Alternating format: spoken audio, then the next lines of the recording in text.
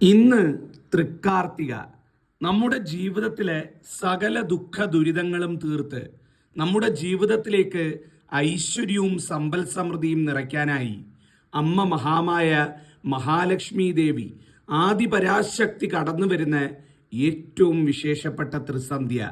ഇന്ന് രാത്രി കിടക്കുന്നതിന് മുമ്പ്, ഇന്ന് രാത്രി തീരുന്നതിന് മുമ്പ് എല്ലാവരും ഞാൻ ഈ പറയുന്ന വസ്തുക്കൾ ഒന്ന് തലയ്ക്കൊഴിഞ്ഞ് തീയിലിട്ട് കത്തിച്ചിട്ട് കിടക്കണേ.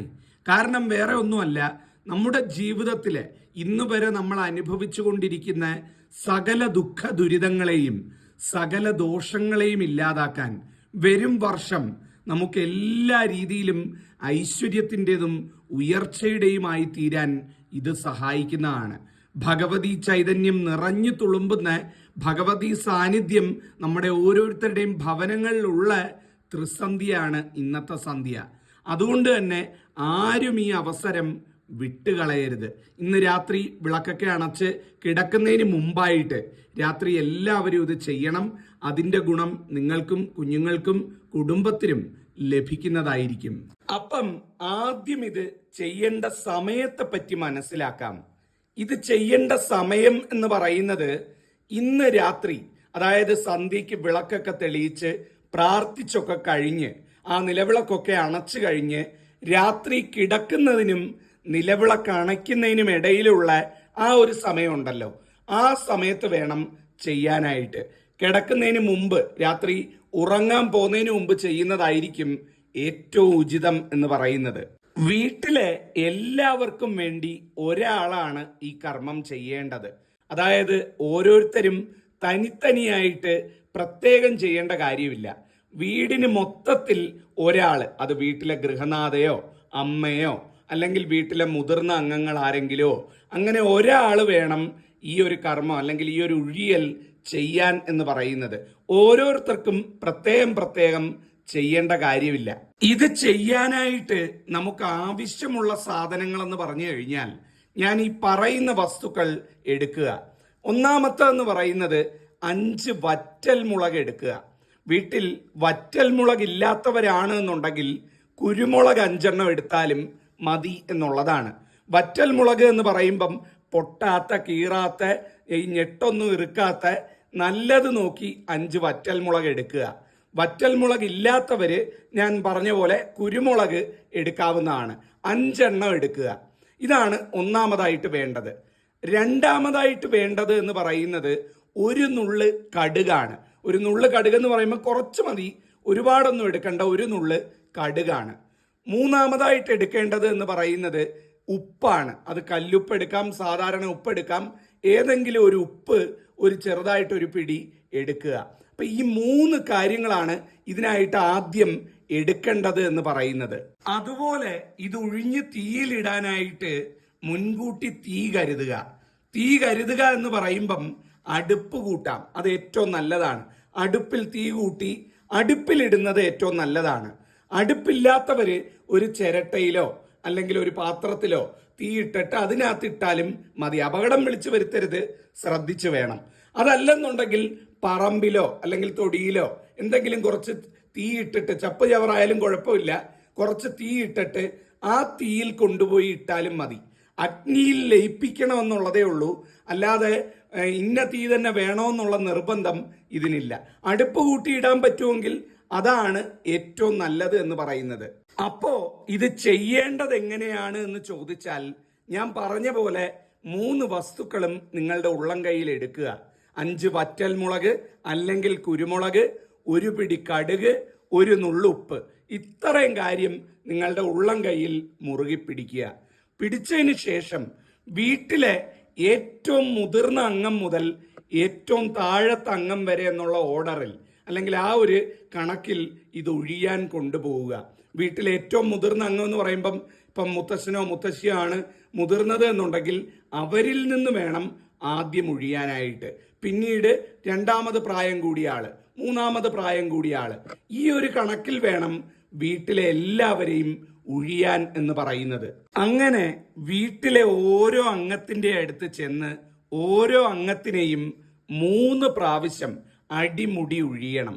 3 പ്രാവശ്യം അടിമുടി ഒഴിയുക എന്ന് പറയുമ്പം ഉച്ചി മുതൽ പാദം വരെ തൊട രീതിയിൽ, ആ രീതിയിൽ ക്ലോക്ക് വൈസ് ഡയറക്ഷനിൽ ഘടികാര സൂചി ഓടുന്ന ദിശയിൽ ഉഴിയുക.